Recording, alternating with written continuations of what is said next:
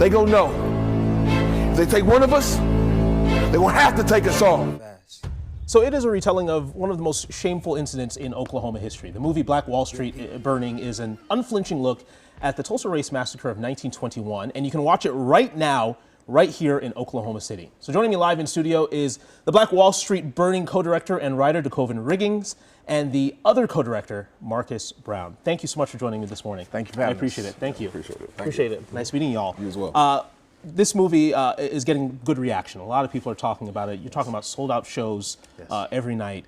Without giving it away, because we want people to go out and see it, kind of give us a synopsis of the film. Well, the film really, I think, deals with the racial tensions that were here and how, I would say, an unfortunate incident led to fuel or give a way for the racial tensions to just explode into something that was horrific, catastrophic, and really changed the trajectory of African American culture in this state.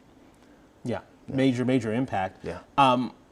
Did you guys decide to make this? You guys obviously decided to make this before kind of all the talk around the race riots has come back up Yes, now, right. because Yes. Watchmen and some of the other stuff, Yes. people are talking about a lot more. But you guys decided to make this way before that.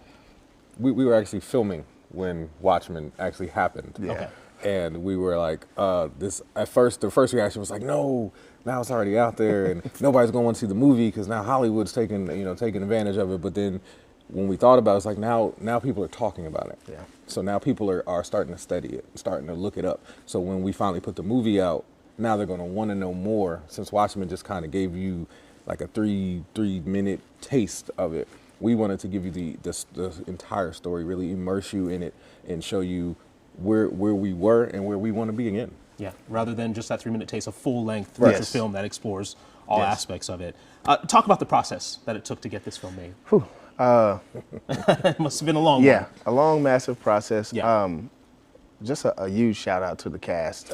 Yes. All Oklahoma talent, none are professional actors, just friends, family, co-workers, people that we know, all hands on deck. And it was... And was it hard to get them on board, or were they just, as soon as you suggested, they were like, okay, let's do it? Some people, yes. Others, not so much. We would have liked a bigger cast, but definitely my white people, my white friends were very hesitant because it is a very touchy subject, and there is some language in there that is, tough to deal with in some aspects. So it was a good process. I think we learned a lot on what to do and what not to do when it comes to making a film, because pretty much we did everything. This is the crew right This is here. the crew. This is Yeah, the yeah. crew. So And the budget wasn't very big for this film either. not at all. Technically, to actually make the movie, it cost us about $5,000.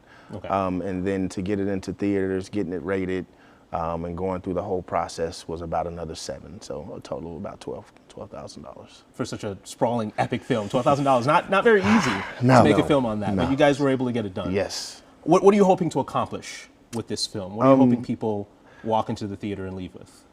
Go ahead, Marcus. I would say, for me personally, I want you to leave wanting more, wanting to know more about who we were as a culture, who we were as a people, and also wanting to bring it back instead of us being sprawled out all over the place in cities, wanting to have our own again, showing that Black people as a culture, we can be one again and not always be angry at each other or arguing over streets and things like that, but really just want to grow together and make something that's ours that we can be proud of. And I think the movie shows that did happen at one time, where people didn't want us around. We had to have our own. We didn't have a choice. But now we have a choice, and we should choose to want to be together as opposed to always being apart. We can absolutely build community, and we can absolutely thrive as a community. I see many communities around the country that are thriving, and I think we can also do the same thing.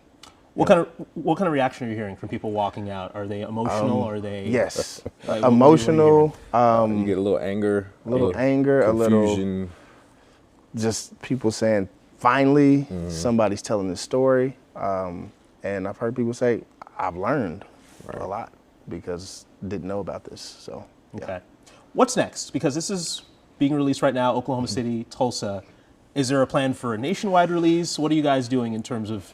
I will say we are working on trying to get it in as many places as possible.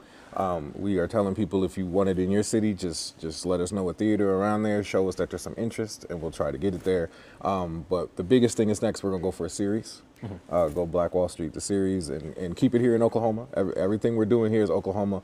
We see Tyler Perry has Atlanta, and we want to do the same thing here in Oklahoma. We want to really bring Oklahoma to the forefront and show that there's a lot here in Oklahoma. Yeah. You know, so we want to have a Oklahoma Wood is what I've been calling it. But really just really blow Oklahoma up in a different way in film. And one of the things I would say is, with this, let's rally around Tulsa. I mean, Tulsa is coming up on the 100-year anniversary of this.